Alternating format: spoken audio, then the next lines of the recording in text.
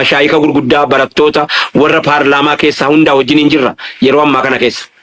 Jedheeti akkanitti quba qabutti isin biraa ergaa dabartu akkan argutti Ramadaana dhufee sarii shakkitaniiti natti fakkaata yookaan maaliif jennaan uummanni kun Ramadaana wal qabatee arran jalqabamne Yohaannis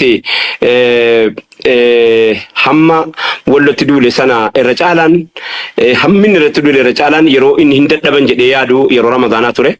Kana soomaa wal qabatee Minilik duulinni itti duule irra caalaan isaa Ramadaana keessa ture. Maaliif wallo Ramadaana halkan keessa sa'aatii 6 yookaan sa'aatii 5 sa'aatii jaha folakkaa torbatti asurii nyaatee rafa maaliif kafareera ana amantii kan koo jijjiirradheera jedhe mallattoon amantii kan kee jijjiirrachuu keetii immoo halkan kaatee Ramadaana keessa waa nyaachuu dhabuudha jedhanii jennaan hamma Ramadaana keessa hangi gabroome naannoo warra Booranaa warra Iluu warra Baabboon adabni jirri adabame adaba addunyaan kun takkaas hin dhageenye adabni jirri adabame adaba takkaa takkitti addunyaanis quban qabne keessa sa'aatii midhaan warri walloo midhaan Minilik calleessu Ramadaana keessa ture. Midhaan Minilik maaliif bona callaa aduudha akka inni isaan gubee Ramadaana keessa soomuuf dhiisuu isaanii addaan baafachuudha jedhee halkan yoo halkan ka'anii asurii hojjetatan manatti gubama ture wallotti. Manatti gubama ture kun seenaa lafa jiru kan hin dubbatamin kan dheedhatee lafa ta'aa jiru waa'ee walloo hadhan jalqabamne jechuudhaaf hin jedhe. Yohaannis hamma godhe sana waan godhe nam tokko ilaadhaatti dhaloonni dhalootaan dhufu waluma irratti dachaa ta'an malee namni dhiifama gaafate hin jiru. Waan godhe sana irratti silaa gaabbanii bariin taatu lammaffaan taatu bartakkaa namni dhiifama waa'ee walloo irratti dhiifama waa'ee calanqootti dhiifama waa'ee aanoleetti waa'ee kanaa gadi hin kaafamu maaliif jennaani gara fuulduraatti gochuuf deemanii nama agarsiifti jechuu dubbiin. Nama shakkisiiftillee kuni dhimma rakkoo ofiiti malee kun dhimma siyaasaa miti. Ana waa lama nan gaafatiin tokko waa'ee botorokoolaan beeku botorokoola sii jedhamtu isii carqee ofirratti eegannu kana naan galtu bara kana eegan nama guddatee na wallaale lama waa'ee botolikaan beeku botolikaa jedhamti naannoo keenyatti. Waa lamman kanarraan beeku rakkoo uummataa immoo rakkachuu beeka rakkoo uummataa immoo naaf galti na dhukkubdillee na laalessitillee yoo eessayyuu jiraate rakkoo namoomaati waan ta'eef kanarraa na gaafatta jedhee abdii qabaatu iyyuu dubbattee jirta rakkoo walloo siyaasaan laallattuun ulfaadhaa galatoomaa warri akkas jettanii as keessa jirtan asirratti dubbii keenya jalqabuudhaan duratti namoota lama sadii galateeffachuun hin barbaada jira bu'ee jechuudha. Waan akkanitti dubbadhu dhabee yookaanis immoo akkanitti jedhu dhabee yookaan dhageettii dhabee yookaan jedhee yaadu yookaanis immoo hawaasni bal'aan itti yaadu tokko mucaa qimaanti jedhamu Nagaash qimaanta jedhamuun beeku afaan Amaaraatiin waa barreessu san. Rakkoo walloo irratti galgala hin maxxansa ganama hin maxxansa yeroo hunda maxxansa hin rakkata mucaan sun namicha sana hin beeku yeroo hunda maxxansa Nagaash qimaanta mucaan jedhamu. Tokkoffaan miidiyaan shabboo ji'a dura osoo Nagaash qimaanta hin dhufin osoo maal hin dhufin peejii isaanii irratti maxxansanii walloof deemanii yaa walloo quboof qabaadhuu jechuudhaan kan jalqabdan miidiyaan shabboo ulfaadhaa galatoomaa rakkoo namoomaatiif lammaffaa gumaa saaqataa. Sadaffaan jechuudha gumaa saaqataa Nagaash qimaanta gumaa saaqataa akkasumas miidiyaan shabboo warri kun tooppii dura ta'eeti malee namoonni kana irratti galateeffataman hedduu jiru ijoolleen akka naannoo Goojjam jiru ijoolleen addunyaa mucee rakkoon uummata Oromoo walloo rakkoo kooti jettee ijoollee deengada maxxansite boodallee haa ta'u hamma fedhallee haa ta'u na yaadatte waa'ee kan koo dhukkubaanii jira jechuutu na agarsiisa warra waa'een kana duddubbatti nan bisellee fuulduratti as ba'uudhaaf yeroo argattu jedhee yaada kana warra asin bayin komataan jiru immoo jara kanan galateeffataa jira malee kanatti akkana jalaan fudhanne jechuudhumaaf namni waa'ee walloo hin dhukkubsanne nama namoomoo ofii irraanfate namoomoo ofii dagate namni nama waa'ee walloo isa dhukkubsaa jiru immoo nama namoomoo ofii beeku akkuma ati jettee rakkoo walloo rakkataa jiru wallaahi utuu Tigiree rakkatee Amaarii rakkatee Eertiraan rakkatee illee nan gargaara akkam namooma waan ta'eef waa walloo itti jirtu jechuun akkuma amma jedhame lakkoo namoomaa akka kanatti yaadaa wajjiniin deemu lammaffaa immoo dhaamsin dura utuu walgahii interviyuu kaaniif moo gaafiif deebii keettiin seeniin dhaammadhu jaarmayni fedhe sheexanillee gareellee asaba rakkoo wallootu sila rakkate sa'aatiin sila walii rakkatanu amma waan ta'eef utuu walii rakkanne walii rakkachuu keessatti wal taana inni lammaffaa immoo dhaamsin dhaammachuu barbaadu abbaa fete deeggarii kottu jinni deeggarii kottu maaloo deeggarii kottu garuu rakkoo mana moomaa waliin qabnaa isa jiru irratti yeroo tokko taane bakka feete jiraadhu jaarmee feete deeggari ammoo rakkoo biyyoomaa irratti rakkoo namoomaa irratti rakkoo waloo irratti rakkoo keenya irratti waliin rakkannaan yoo nu gale waliin bal'annaan isin jiraatti jechuudha. Kanaaf dhaabbanni fedhe illee dhaabbanni fedhe qaamni mootummaa miidiyaa shabbootti bilbilee miidiyaa jinniitti dabalee yoo argate rakkoo wallootu silaa haasa'in irra fedha. Qaamni bakka kana hin jire jedhee of shakku hundi isaatuyyuu lakkee kun rakkoo namoomaati jedhee yoo wana tarii jarriinis akkatti haasa'an dhaban malee namoonni hedduun dhukkubsataa jiraachuun namaaf galti. Kana kanan dura bu'ee dhaammachuu barbaade ulfaadhaa galatooma. Ayyee ulfaadhu galatoomi. I think dubbiin walloodhaa mee takkallee akkatti naalaaltu barbaadaa jechuudha. Wanni beetee diinni Oromoodhaa qottoo duudaa jennaan qottee duudaan wanni inni itti najjee keessa walloo qaamaan nurraa muree achitti hambisuu odoo hin taane beetee qaamaan odoo hin taane qalbiin adda nu baasuu isaati jechuudha. Taraa duraatii fi walloo dhisii gaafa Yohaannisii fi Teedoosillee adiif gaafa Ilasillaasee adiif gaafsa miidiyaa ittiin qabnu ifuun beeynu ifuun qabnu jechuudha. Arra gaafa dammayni kanatti gaafa beeytee toltuu hammattuu akka kaleerra wayyaa qabnu keessatti hoggaa jaha ramadaana jaalolli irra gaggeeffamee ramadaana 5 Oromoo jalaa dubbachuu didde jechuudha. Walloon nama rabbi sodaatu isaanii dirmate malee namni tokko isaan quban qabu. Taraa duraatiif irraa alhamdulillah rabbil aalamiin dubbii walloodhaa miidiyaa irraa aktiivistii irraa lafa buutee hawaasa keessa geesse jirti. Arra hawaasni keenya garamiin gargaaraa keessa jira. Duuba gaa walloon beetee walloon teenyaa dura beetee lafa qofa odoo taane nama irra gubbaa jira dura nama yoo nama saniif dirmanne yoo nama san bira dhaabbanne namni sanillee kalees borutti aanee beetee qaama Oromiyaallee fiin jechuu danda'a. Mee taraa tana abdii weesii bullatti jechuudha. Ilaarraa irraa usne taraa tana ammoo rabbiin waan dubbii du'aa isaanii ta'e qeebaleen fakkaatu arra namuu gargaaruudhaaf irraa dubbataa jira. Dubbii walloo nuufisii walitti fiddee jirti. Oromoos walitti fidaa jirti. Laata dubbii walloodhaa du'aa isaanii beetee du'aayin isaan godhatan tuni rabbi isaan dhageechuu dandeenya.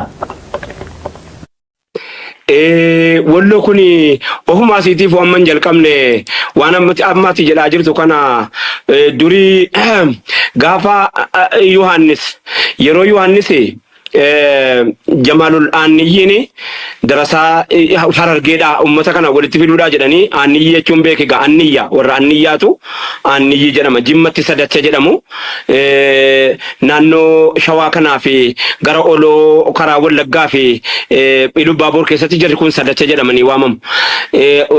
Harargeetti immoo Anniyya jedhamanii beekamu. Wallotti immoo Aaniyyi jedhamanii beekamu jarri kun nama adda akkan isaanii jechuudha afanii hanga kana isinitti ibsadhe. Yeroo sanaa jalqabanii beektota Harargee keessaa Baalee keessaa warri Baaleetti gadi burqe sun Aaniyyiitu walitti qabanii yeroo Yohaannis bara 18 zabana Masaafintii jarri jedhanii maqaatti baasan hundi isaa lola walirratti gaggeeffame hundi isaa tuyyuu Masaafintiin tokko illee hin jiru kijiba. Wata konagatu Masaafintii wanni jedhamu hin jiru. Masaafintii maal jira? Nuti saafaama maaltu Masaafintaa wanni Masaafintaa hin jiru. Wanni beekamuu qabu walloo gaafa sanaa jalqabdii hawaasa kana walitti hodhite jechuu dandeessa. Ofuma asiitiif walitti hodhite akkan walirraan fagaanne walirraan banne gochuudha.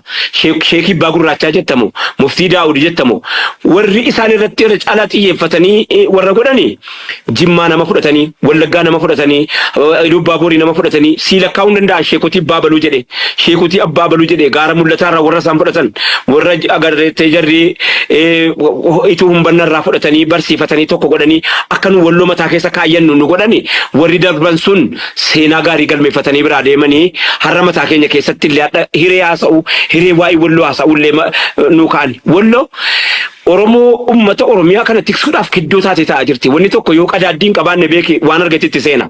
Summiititti seena. Waan addaatitti seena. Walloon gingilchaa Oromooti bar ofiisiitii ba'aas waan argite mataatti baatteetii anaaf si hambifatte. Kana jechuun ibidda mataatti baadhatteeti anaaf si hambifattee hamma hadhaa garuu ibiddi sun mataa siirraan buune lafaatti qabsiisuuf. Ammoo nu hambifachuudhaaf wanni Oromoo hunda itti irraa fayyuu hin dandeenye. Egerees fayyuu hin dandeenye utuu walloo jiraachuu baate qaata faalamne qaata dhaalamne qaata kan taane wallo achi teesseeti qadaaddii taate wallahi gadi dabarfattanu jettee ijjitee qabdee itti dhumtee asiin nu geesse jechuudha. Kana wanni nu uummata Oromoo beeksifachuu barbaadu. Har'a dhaga'amtee itti laata isatti jettee immoo hedduu dhaga'amtee jirti jedheesanii fudhadha. Fakkeenyaaf warri paarlaamaa irratti ijoollee warri walloo dhufanii paarlaamaa irratti mootummaa fuulduree ta'anii ijoollee falmiin jarii gaggeessanii sababni nu adda dhumaa jirruuf jedhanii paarlaamaa irratti haasa'anii utuu duriitii paarlaamaa irratti haasa'anii hin offalan ture. Har'a galuun offaluun isaaniitu tokko furmaata tokko keessaa tokko sodaan dhabamaa deemaa jirti. Dhaabbatanii kana dhabne jedhanii haasa'uun tokko. Lammaffaa viidiyoo dheengaddaa keessatti gadi hin ba'in malee innoo achittoo gadi hin baane amma maal haasoftu maaf haasofta naan hin jedhini anis amma haasa'u hin qaba. Hunda haasa'u lapheen baatanaa jechuudhumaa fi nama kanatu naaf laphee baata. Akka immoo dhugaa qabda baga laphee naa baatte baga nama laphee naa baadhus qabaadhe. Paarlaamaa dheengaddaa warra abbootii amantaa abbootii warra majlisaa dhimma qaamni laallatu mootummaan Abiyyiin walitti waamee marii adda addaa gaafa gaggeessu sana Kaamil Shamsuu Sheekh Hajji Ibraahimii wajjiniin dhimma walloo irratti akka gaariitti haasa'anii jiran. Akka gaariitti haasa'anii jiran. Akka gaariitti kaasanii jiran. Akka gaariitti akka inni deebii argatu wajjiniin haasa'anii jiran. Waan haasa'anoo maali yoo jettani egerees walitti kan waalitti dhufnu ta'a. Inshaallah haasa'amuu eega jalqabeeme wani tokko miilaanis lafa ejjataa abdadhaa jechuudha himuu barbaada. Lammaffaadha. Rabbii Yohaannisiin keessa si dabarse sun rabbiin isuma sana tadhas jira. Wallahi wabillahi akkasi. Rabbiin Teodoroosis keessa si dabarse suni rabbiin isuma sanatu jira beekadhu. Lapheen baatin. Abshir wallahi numa dabarfatta. Eega rabbii isuma sana ta'e. Eega rabbiin isuma gaafa Yohaannisiin biraa si dabarse ta'e. Eega gaafa isa Teodoroosis keessa si dabarse ta'e. Rabbiin kee inni tadhatta amantee jirtu isuma sana abdadhu hadha si dhaga'aa jirti Oromoon. Tokko lammaffaa. Dheengaddaa kaleessaa guyyaa kaleessaa akkuma carraa waa'ee wallootii fi abbootii gadaa dubbisee hin jira. Abbootii amantaa adda addaa dubbisee hin jira. Itti bilbilee haasa'ee hin jira. Hundi isaaniitu rakkoo amma deemaa jirtuuf furmaata barbaaduudhaaf qaama adda addaatiin mootummaa wajjiniinis wal baallamanii mootummaa naannoo Oromiyaatiinis wal baallamanii gareen tokko immoo gurmaa'ee ilaa kunis keessaa tokko beekadhu namni 11 gurmaa'ee jiille arxummaa bakka adda addaatti gurmaa'ee yeroo ammaa kana keessa akka waan Finfinnee seeneeti. Waan jallitti ganamfatanu boruu inshaallah rabbi jedhe kan waliin agarru ta'a. Itti jirra furmaata argachuudhaaf ulaadhuma karaatti nambisu rabbi yoon immoo waa'ee walloo akka sanatti dhiifne rabbinis adaba rabbii teenyetuma eeggachuudha kaa hin adabamna malee waa tokko bar yeroo garii waan akkasiisi qabsaa'uu dhabuuni qabsaa'uu caalaa wareegama si kaffalchiisaa jedhe Ahmadiin Jabal. Qabsaa'uu dhabuun bakka kanaatti qabsooftee hawaasa kee bira jiraachuutti himtee abshir kophaan jirtu wallahi si wareegamni kee wareegama kooti dhibeen kee dhibuu kooti jechuu dhabuun callisuun gatii callisuu dhabuun caalaa si kaffalchiisaa beeke. Akkanatti akka hubatamu ulfaadhaa amma wanni jiru maal inni hawaasni kaleessa akkuma carraa wayii ta'e nusisi garee ijoollee keenya wajjiniin mari'annee waa'ee madoo wal'aanuu qofittiidhaan hin ga'u. Warri kun warra harxummaa manni itti gubatee jira majidduu kana kan hin mul'atin. Warra manni itti gubatee loon jala affeelamee midhaan bakkeetti dhume jira. Warri kun margaaf hin tolu. Sa'aaf hin tolu, looniif hin tolu, bosonaaf hin tolu, midhaaniif hin tolu, lubbuu namaatiif hin tolu. Dhukkuba tokko dhukkuba hambattaa jedhamu tokko kan yeroo dhufe waa hunda balleessaa deemu tokko beeytani miti isuma sana. Bakka itti dhaqe hunda kanaafanii akkana jedhe yoona ayyamte walaloodhaan siifan dubbisa. Ijjiin qooruu adaamii taa'u ollaa agamsaa jedhan bishaan dabruu ka'e waa jarjarsaa olii gadi yaa'ee yeroof waa caccabsaa. Nu isaan taa'uu dhabuun hundarra isaan aarsaa dhaga'i mallattoon kana beekuun dansaa qilleensi hammeenya achiyaa safarsaa dharri daboo cubbuu ba'ee haqa adamsaa tasgabbii fageessee jeequmsaas dabarsaa haqaaf abbaa haqaa wal bira dabarsaa waan gaarii awwaalee summii ol magarsaa saamee afaan qabee beelessee agabsaa jallataa jallisaa miskiina karkarsaa gaaromuni arrabsaa yoo ammaateen faarsaa jedhe kanarraa waa tokko illee dogoggorrean akkan hawaasis dheebuu guddaa qabanii beekte sila ani guyyuu biraatiin si afeeradhee akka gaariitti hojjaa sa'una maaliif waa hedduu taasaba keenyaa qabdu jira dhaloota keetirra haga irratti haga sa'a ammaa kana keessatti beetee waan dhaloonni itti aanu baalli dabarsuu qabnu jiraasan insha Allah itti dhufna arrammoo carraa ummataafillee kanuudhaaf mee gaafinti am tawalloo silaa dubbanne keessaan baanu womala waliin naayit tokko wanni walloodhaa waan ajaa'iba godhaa keessa nugusootonni bulchitoonni beeytee habashaadhaa mootonni isi amata 500 kana sabum wallotti addunyaa galanii jechuudha. Yohaannisis, Teedrosis, Haile Sillaasenis, adoonnota mangistuudha taarraa tanaas gaa tawayyaanitis haga tokko. Waligala jechuudha namni bikkatan harka kaa'e ka dandamate jiru ka jiru waa kanallee haa qalbifatu tunta gaammeedhaati ustaaz Raayyaadhaan laallattu asumatti moggattiin baafadha. Ammoo gaafii si gaafachuu barbaadu keessa maalleeni bu'aa jira. biyyaala kana keessatti illee kara maccatuu lamaatiin hawaasni keenya galatoomu taraa duraatiif arra Oromoo walloo yaadattee jechuu dandeenya gara WhatsAppidhaan illee guuramaa jira biyya keessaa illee wada akkaawuntii banatanis jira ammoo gargaarsi lamaan dhayine kanallee gaa akkatti ilaallu qabna see ilaallattu hubatti isaan sanillee itti dhaaman gara keessanii no namni irra guddaa waliin gaafataa jiran hoggaa nuti kana maxxansinu kanallee ni gargaara ammoo nuti nuuf irra laaftuu namni waan itti kannanne galmaan nu ga'u ustaaz Raayyaa Abbaa Macaafaadha ustaaz beeytee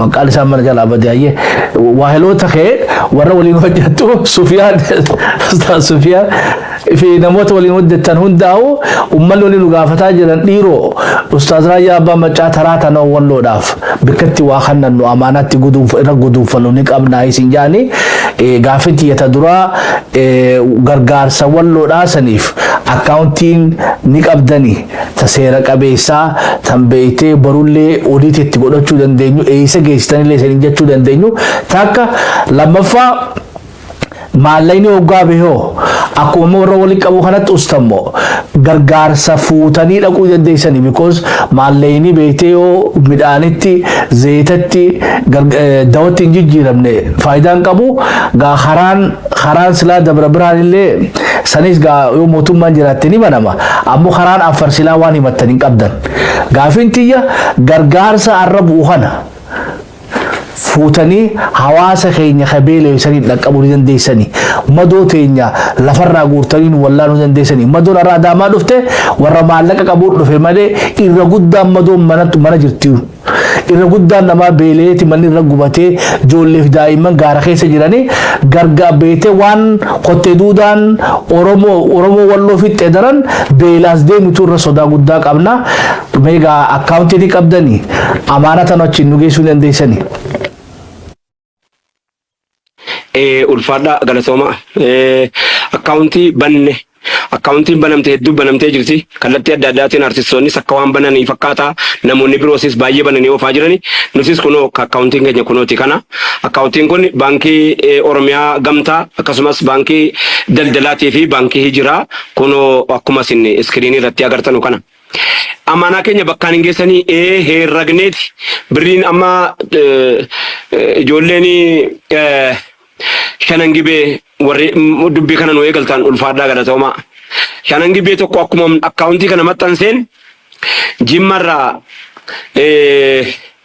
akka waan agartee dafee asila akkuma waan daayirektii daandiirra eeggataa jiru wallumaan sanaa dheebote nyaata yookaan dhugaatii yookaan mati wallumaan akka waan dheebotee fakkaatti immediately yeroo man akkana godhu ani kunoo maqaa kan qondahin maqaa kiyyan dubbatin maqaa kiyya rabbi haa dubbatu ammoo rakkoo walloo rakkoo kooti waan hin qabuun sitti kenne jedhee qarshii 100 fuudhee irra kaa'ee risiitii natti erge amma walloo qarshii 100 jalaa si eegaleera 100 kan kee kanarratti inni 500 qabus inni 1000 qabus walirratti qabeetan ammoo baankiin maallayni yeroo darbe ijoollee Wallaggaatii nutti ergame kan ijoollee Jiddaatii irraa nu bira dhufe yoo jar hayyama jaraatiin illee taate kan walloo kanarra nu walchaallee yoo jarri jedhan maaliif jennaan kan Wallaggaa xiqqishoo kabarii argatee jira yeroo ammaa kana wayyooftee jirti Wallaggaa Booranaafis kan nu bira dhuftee harcoo wayii lafatti haftellee walitti funaanamtee yoo hayyama keessan taate walitti funaanamtee waa baay'een jiraateef miti bar kuma shanis yoo ta'e yoonu biratti hafe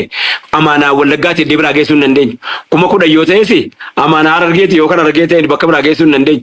Yoo hayyama keessan taate immoo yoo uummata nutti kennamne alakki Oromoon Oromuma kan keenya keenyuma namni namuma eenyu rakkoon daangaan qabdu amantiin qabdu saban qabdu beelli baallaman kennitu yoo jettan nutti dhaamtani bakka sanaanis ni keenya inshaa rabbuna. Akkuma kana jedheen fudhadha.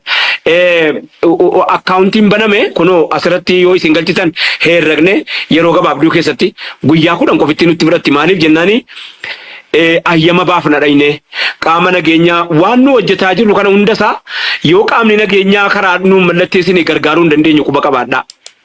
Qaamni nageenyaa buusaa gonofaa akkasumas waan ofii hojjechuu danda'us waan ofii hojjechuu hin dandeenyes karaa nu qajeelchiti.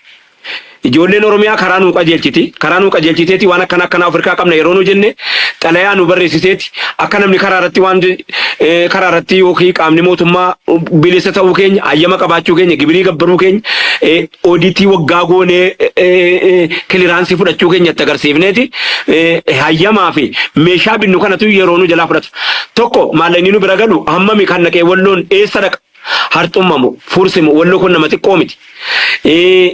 Rakkoon jira inni guddaan keessaa ammatti lubbuu qaqqabachuu yoo taate waan nyaataatiif bishaan dhugaatiiti.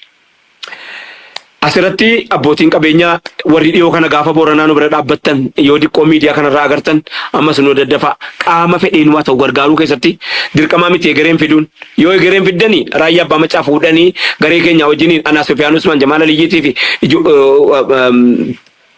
Kaamil Shamsuu akkuma kaleessa waa'ee walloo kaasirratti fuuneetuma isinii dhaynaa jechuun muraada qaba. Yoo rakkootu jira qaamni mootummaa akkana nuun jedhaa beek rakkootu jira rakkoon kana keessa diqqoo waa isinitti bu'u mala qaama eegumsaatu bakka biraa jira jechuun isaan mala. Yoo akkana ta'e immoo maal qabna bakka bu'aa walloo qabna asii kunoo kan wajjin jiraannu ijoollee kamisee qabna ijoollee baatee qabna kunoo asii